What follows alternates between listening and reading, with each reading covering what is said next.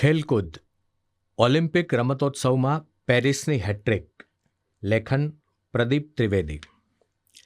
Olympic રમતોત્સવમાં 128 વર્ષના ઇતિહાસમાં સૌથી પહેલીવાર પેરિસ 2024 ઓલિમ્પિક રમતોત્સવના ઉદ્ઘાટનની ઉજવણી પરંપરાગત રીતે ભવ્ય સ્ટેડિયમમાં થવાને બદલે એક નદી પર થવાની છે. પેરિસ શહેરની આન બાન અને શાન સમી સીન નદી પર આનો ઉદ્ઘાટન સમારોહ યોજાશે. સીન નદી પર તરતી બોટોના કાફલા સાથે પહેલીવાર 33મા ઓલિમ્પિક રમતોત્સવનો ભવ્ય અને રોમાંચક તરતો ઉદ્ઘાટન મહોત્સવ યોજાશે અને 777 કિલોમીટરની લંબાઈ ધરાવતી આ સીન નદી ઓલિમ્પિકના ઇતિહાસમાં એક અનેરું સ્થાન ધરાવતી થઈ જશે. આમ પણ પેરિસમાં જ્યારે ઓલિમ્પિક રમતોત્સવ યોજાયા છે ત્યારે કંઈક નાવીન્ય જોવા મળ્યું છે.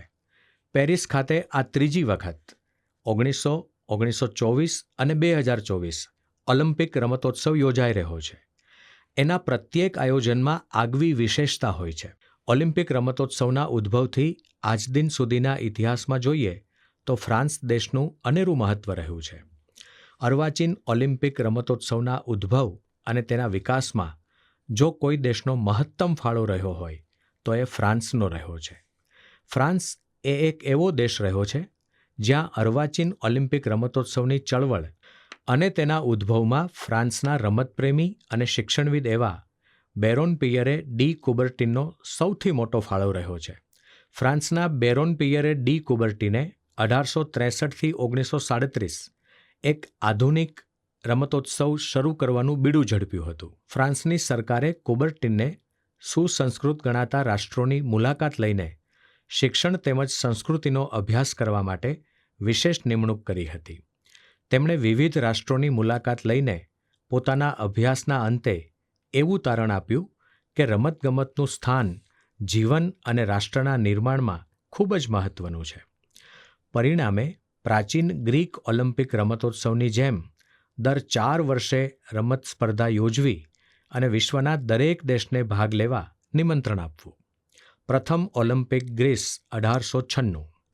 ઓલિમ્પિક રમતોત્સવનો સૌ પ્રથમ ઐતિહાસિક રમતોત્સવ ગ્રીસમાં એથેન્સ શહેરના જૂના સ્ટેડિયમ પાસે બંધાયેલા નવા પેનાથેનિયન સ્ટેડિયમ પર 1896ની 6મી એપ્રિલથી 15મી એપ્રિલ દરમિયાન યોજાયો હતો.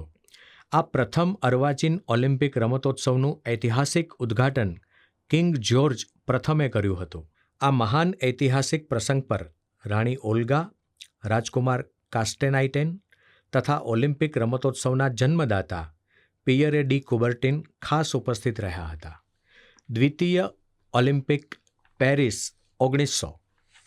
આધુનિક ઓલિમ્પિકના જન્મદાતા અને શિક્ષણ પદ્ધતિ પર અનેક પુસ્તકો લખનાર ફ્રાન્સના બેરન પિયરે ડી કુબર્ટીનના પ્રયત્નથી દ્વિતીય ઓલિમ્પિક પેરિસમાં 1900માં યોજાઈ હતી. પેરિસમાં યોજાયેલ આ રમતોત્સવમાં ઘણી બધી ઐતિહાસિક ઘટનાઓ બની હતી. પેરિસની આ ઓલિમ્પિક સ્પર્ધામાં પહેલીવાર મહિલા ખેલાડીઓને ઓલિમ્પિકમાં ટેનિસ અને ગોલ્ફમાં પ્રવેશ આપવામાં આવ્યો હતો. ઓલિમ્પિકમાં સૌ પ્રથમવાર ક્રિકેટની રમતને પ્રવેશ મળ્યો, જેમાં બ્રિટન વિજેતા બન્યું હતું. ઓલિમ્પિક મેડલ વિજેતાની નામાવલીમાં પ્રથમવાર ભારતનું નામ ચમક્યું હતું. નોર્મન પિચાર્ડ નામના એંગ્લો ઇન્ડિયન ખેલાડીએ ભારત દેશ તરફથી 200 મીટર દોડ અને 200 મીટર વિઘ્ન દોડમાં ભાગ લેતા 2 રજત ચંદ્રક મેળવ્યા હતા. આમ ભારત દેશનું સૌ પ્રથમવાર પેરિસ 1900ની દ્વિતીય ઓલિમ્પિકમાં પ્રતિનિધિત્વ જોવા મળ્યું. આ ઓલિમ્પિક સ્પર્ધામાં પહેલીવાર તીરંદાજી, ઘોડેસવારી, રોઈંગ, સોકર, વોટર પોલો, યાટિંગ, ક્રિકેટ અને મહિલા ટેનિસની સ્પર્ધા શરૂ થઈ હતી.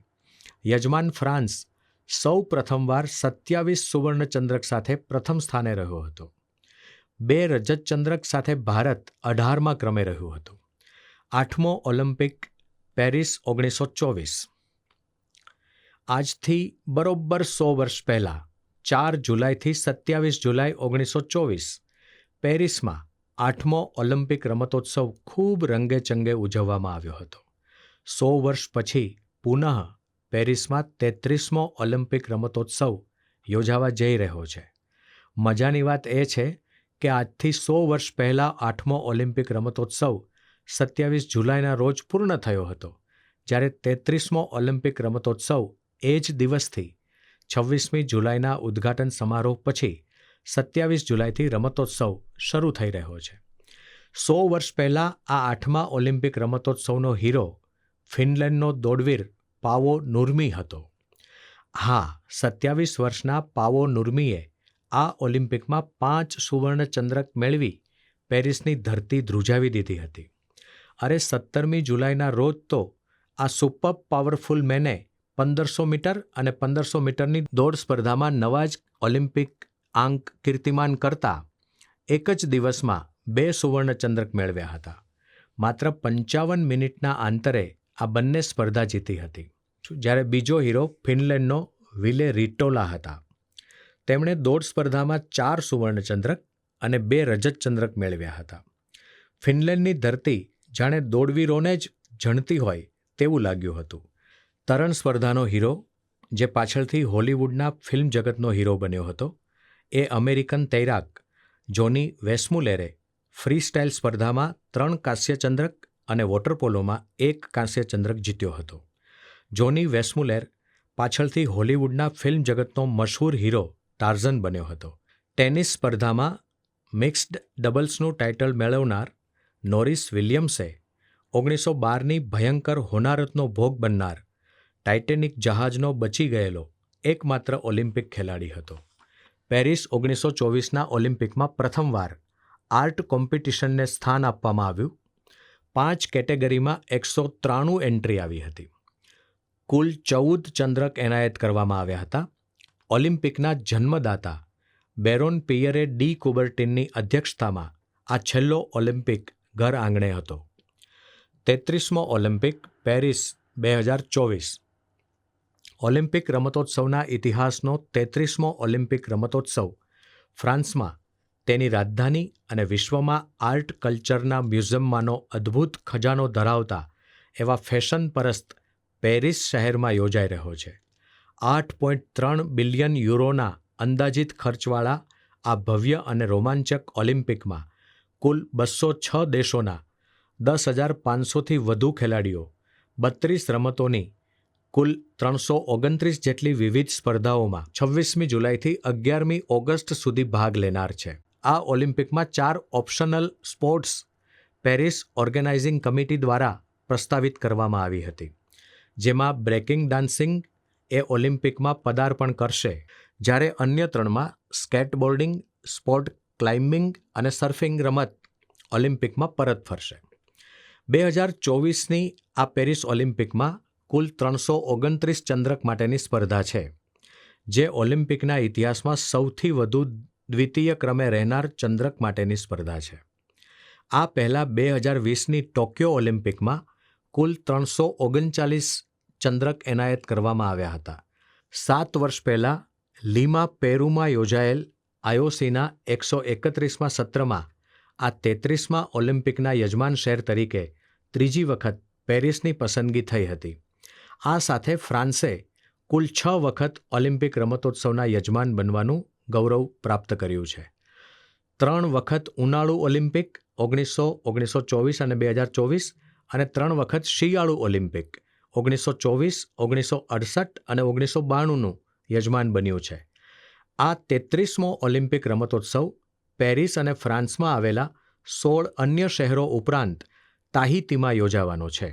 પેરિસના 64 વર્ષના પર્યાવરણવાદી મેયર એન હિડાલ્ગોએ આ ઓલિમ્પિકને પર્યાવરણલક્ષી બનાવવા કારને બદલે સાયકલનો ઉપયોગ કરવા પર અથવા પગપાળા ચાલવા પર ખાસ ભાર મૂક્યો છે.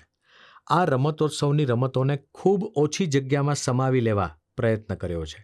સ્થળો એકબીજાની ખૂબ નજીક રાખવામાં આવ્યા છે, જેથી લોકો સરળતાથી સાયકલ દ્વારા કે પગપાળા જઈ શકે અને પર્યાવરણની રક્ષા કરતાં કરતાં આ રમતોત્સવ માણી શકે.